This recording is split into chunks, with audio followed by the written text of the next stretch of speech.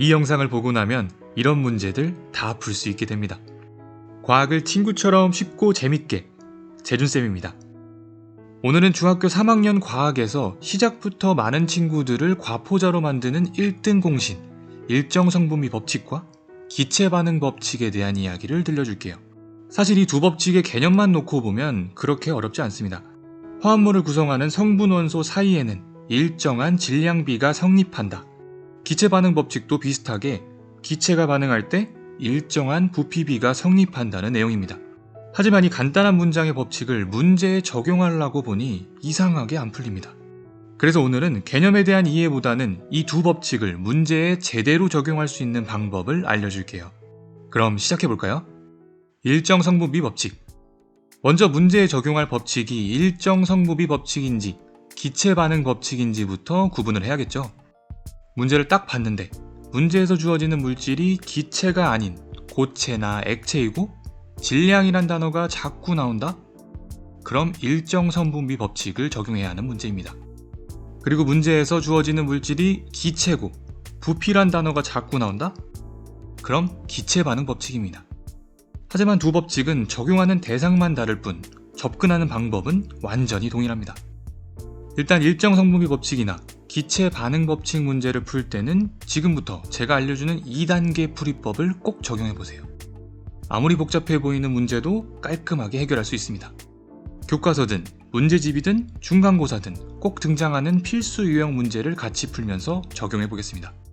마그네슘과 산소가 반응해서 산화 마그네슘을 만들었다고 합니다. 화학 반응식으로 간단하게 써보면 이런 식이 되겠네요. 화학 반응식을 보니 여기서 화합물은 산화 마그네슘이고 이 산화 마그네슘을 구성하는 원소는 마그네슘과 산소이며 일정 성분비 법칙에 의해서 마그네슘과 산소 사이에는 일정한 질량비가 성립하겠네요. 자, 여기까지가 개념이고 이제 바로 2단계 풀이법 적용 들어갑니다. 1단계는 일정한 비율 찾기 단계입니다. 이 문제에서는 일정한 비율을 찾기 위해서 그래프를 해석해야 합니다. 그래프를 보니 마그네슘의 질량에 따라서 만들어지는 산화 마그네슘의 양이 달라집니다. 계산하기 좋아 보이는 마그네슘의 질량 아무거나 픽해보세요. 저는 오늘따라 6이 마음에 드네요. 마그네슘의 질량 6을 쭉 따라가 보니 산화 마그네슘이 10g 만들어졌네요. 이 정보를 화학 반응식에 대입해볼까요? 마그네슘에 6 넣고 산화 마그네슘 자리에 10 넣고 여기까지 대입하니 산소가 몇일지 느낌이 좀 오죠?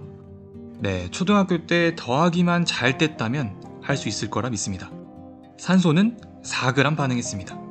그럼 산화 마그네슘 10g을 구성하는 마그네슘과 산소의 비율은 몇 대 몇일까요? 마그네슘 6g일 때 산소는 4g이니까 6대 4가 되겠네요. 이 숫자들을 보니 더 작은 숫자로 약분해주고 싶어서 미칠 것 같습니다. 양쪽을 2로 나눠서 더 작게 만들면 일정한 비율 3대 2를 찾았습니다. 이렇게 하면 1단계 클리어. 바로 다음 단계 넘어가 봅시다. 대부분의 문제에서 이 일정한 비율을 가지고 뭔가 요구하는 것이 있을 겁니다. 이 문제에서는 산화 마그네슘 20g을 얻으려고 할 때 필요한 산소의 최소 질량을 물어봤네요. 자, 여기서 2단계 등장. 우리가 구한 비율에 차근차근 곱하기를 해줄 겁니다. 문제에서 요구하는 조건을 만족시킬 때까지요. 뭔 소린지 아직 모르겠죠? 결론은 나중에 나오니까 일단 이유 묻지 말고 따라오세요. 처음 해보는 거니까 1단계에서 구한 일정한 비율에다가 차근차근 곱하기 1, 2, 3 이런 식으로 해보는 겁니다. 먼저 곱하기 1이면 마그네슘과 산소의 비율이 3대 2 그대로고 둘이 합쳐진 산화 마그네슘은 3 더하기 2에서 5g이 나옵니다. 곱하기 2를 하면 마그네슘과 산소의 비율은 6대 4가 되고 산화 마그네슘 10g이 만들어집니다. 곱하기 3을 하면 마그네슘과 산소의 비율은 9대 6이 되고 산화 마그네슘은 15g이 만들어집니다. 강조되고 반복되는 소리라서 짜증이 확 나나요? 강조되고 반복되는 소리는 강아지를 불안하게 해요. 여러분은 강아지가 아니니까 좀만 견뎌보세요. 이 과정을 거쳐야 더 복잡한 문제도 해결할 수 있는 기본기가 갖춰집니다. 다시 돌아와서 일정한 비율에 곱하기 4를 하면 마그네슘과 산소의 비율은 12대 8이 되고 둘이 합쳐진 산화 마그네슘은 12 더하기 8해서 20g이 만들어집니다. 드디어 찾았네요. 곱하기 5를 하게 되면 산화 마그네슘이 20g보다 커지니까 요구하는 조건을 초과합니다. 마그네슘과 산소의 일정한 비율 3대 2를 4배한 12g과 8g이 반응해서 산화 마그네슘 20g이 만들어졌네요. 결론적으로 산화 마그네슘 20g을 얻기 위해 필요한 산소의 최소 질량은 8g이 됩니다. 같이 하니까 쉬워 보이고 곱하기 계속 반복하는 게 막 미련해 보이고 그렇죠? 지금은 처음이라 이런 식으로 반복을 한 거고 여러 문제를 풀다 보면 곱하기 몇을 해야 될지 반복을 안 해도 감이 옵니다. 그런 수준까지 도달하기 전에는 지겨워도 방금 한 2단계 풀이법을 철저하게 지켜주세요. 그럼 이제 기체 반응 법칙을 pu시러 가볼까요? 기체 반응 법칙. 이번에는 같은 원리를 기체 반응 법칙에 적용시켜 볼 겁니다. 어떤 기체 A와 B를 반응시켰더니 기체 C가 만들어졌다고 하네요. 화학 반응식으로 표현하면 이런 식이 되겠죠.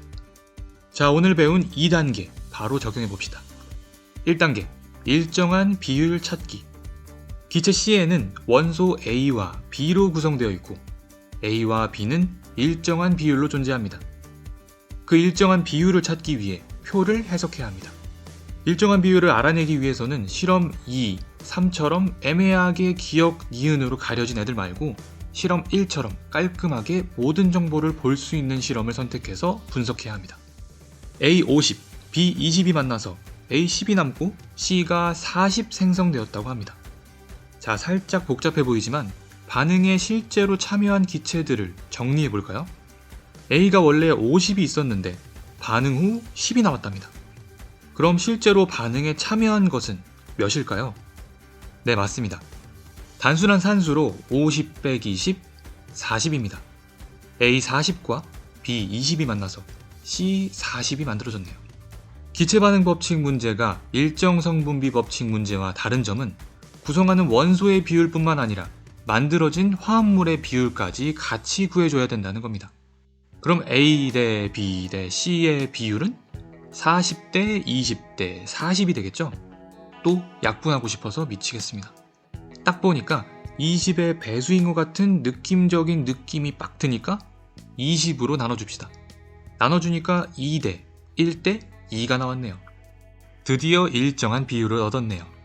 그럼 이제 2단계입니다. 실험 1에서 얻은 정보를 바탕으로 기억과 니은을 구해볼 겁니다. 실험 2는 A가 80, B가 30이고 반응을 시도해서 몇이 남았는지는 모르겠지만 C가 60 만들어졌다고 하네요. 자, 이제 아까 구한 일정한 비율에 차근차근 곱하기 시작해봅시다.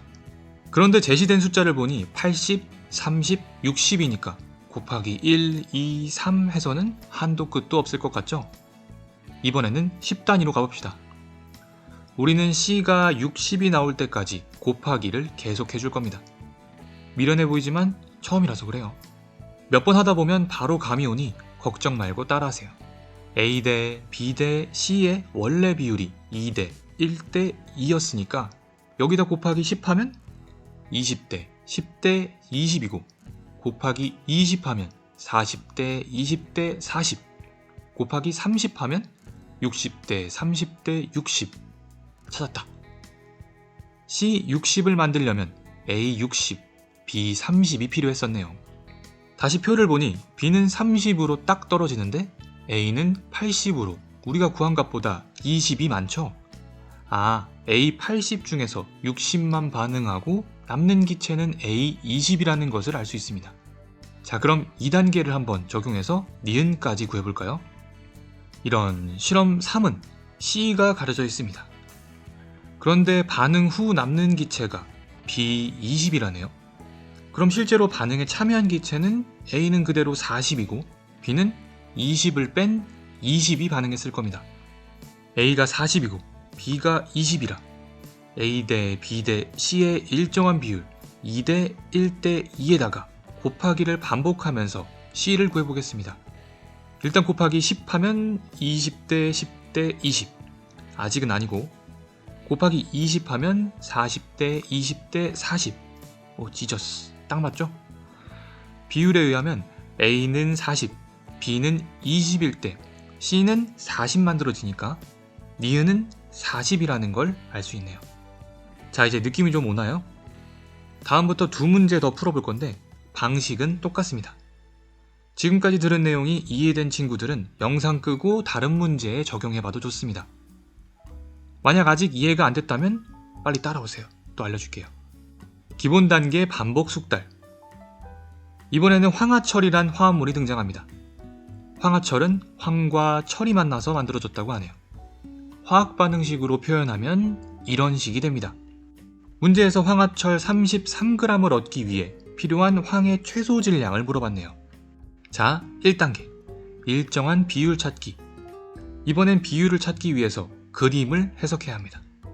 그림을 보니 황은 4g, 철은 7g이 만나서 황화철 11g이 만들어졌습니다.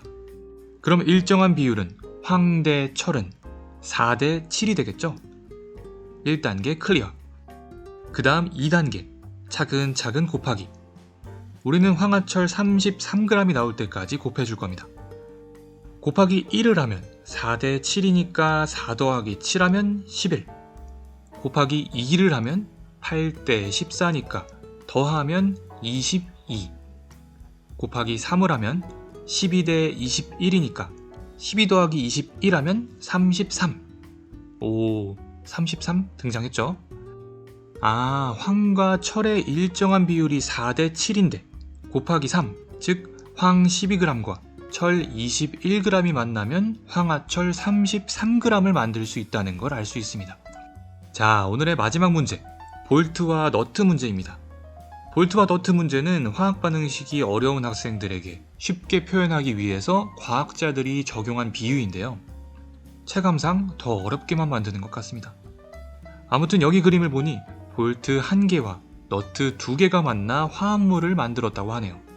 그리고 볼트와 너트의 질량을 주고 볼트 5개와 너트 8개로 만들 수 있는 화합물의 최대 질량을 물어봅니다. 자, 1단계 일정한 비율 구하기. 볼트 너트 문제는 일단 볼트와 너트의 개수로 비율을 구해야 합니다.